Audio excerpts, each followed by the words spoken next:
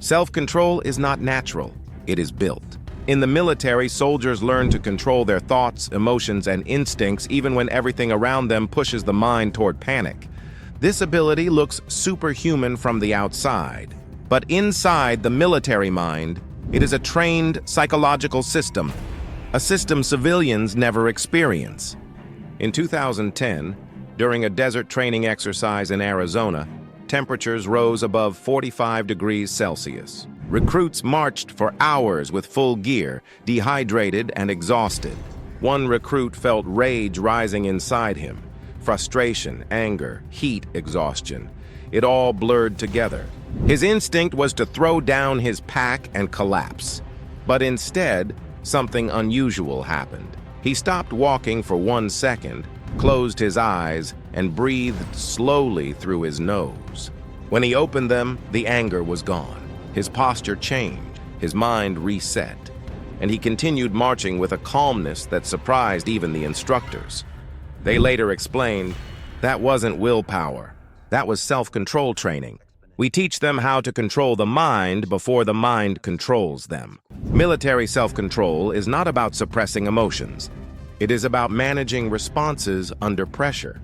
In civilian life, people lose control during arguments, deadlines, frustration, and stress.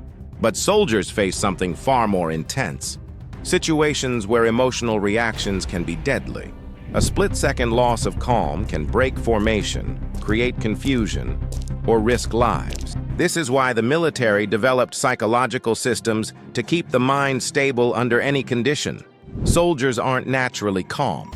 They are trained to be calm. When chaos appears, explosions, shouting, uncertainty, the brain enters survival mode. This is called amygdala dominance, where emotional impulses override logical thinking. Heart rate jumps, breathing sharpens, vision narrows.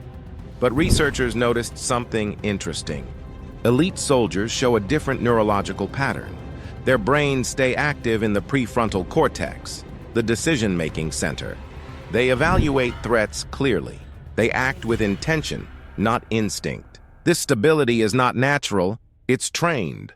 Repeated stress exposure rewires pathways, allowing soldiers to remain logical even when the body signals fear. Every soldier faces moments where emotions push hard. Fear during ambushes, anger when plans collapse, frustration when exhaustion hits, impulses when danger appears suddenly. These emotional spikes rise fast, and if not controlled, they take over. Self-control training teaches soldiers to identify the early signs: racing pulse, shallow breathing, tight muscles, fast thoughts. Recognizing tension early prevents emotional takeover. And once recognized, the system begins. The core of military self-control is called the pause protocol, a mental reset technique used by elite units to interrupt emotional reactions.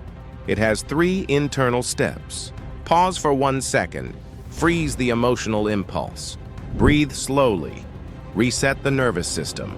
Redirect attention to the next clear action. This tiny pause creates a psychological distance between emotion and response.